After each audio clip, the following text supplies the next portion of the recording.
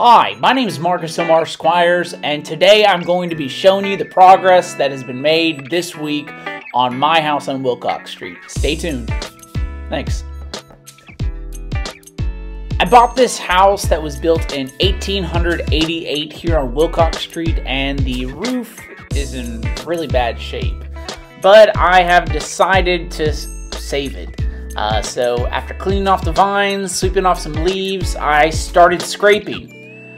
There was a lot of old paint, rust, so I used a chisel, the largest chisel I could find, and I just chiseled off a lot of the rust. As you can see here, the rust was piling up in the Yankee gutters. So after I had gotten a majority of it off, I started sweeping. And then I moved on to the other sides of the roof here on the 1800s farmhouse.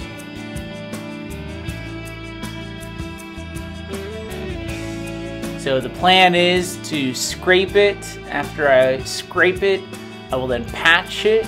After patching it, and I'll then put a rust inhibiting primer on.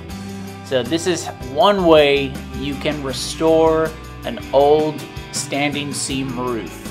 These roofs last forever if they are maintained properly.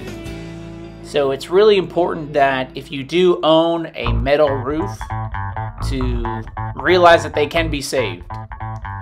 Even though they look really rusty, they have some holes in them, they can be patched, scraped, and there are some great products out there that can help you save your standing seam roof if you do have an old standing seam roof. I would not recommend getting rid of it for asphalt shingles. As I said earlier, standing seam roofs can last indefinitely if you do maintain them. So here I am sealing any cracks or holes or potential leaks that I have found. I do plan going back over these spots with tar. Now I am applying the rust inhibitor to the standing seam roof, as well as the ventilation cap. So I am not painting the Yankee gutters just yet because I don't want to slip and fall. It's the last thing I'll get to. So there, I painted that part and came over to this part of the roof.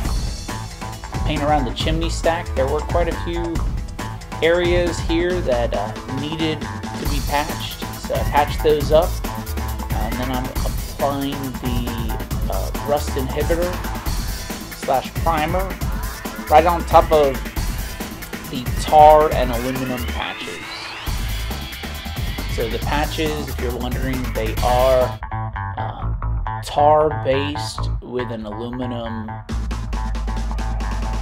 top right there. So here's some of the work that I did this week. The scraping really took a lot longer than the painting. So I still have quite a bit to get to, so please keep watching as I continue to work on this home here in Petersburg, Virginia. Again, I thank you for watching.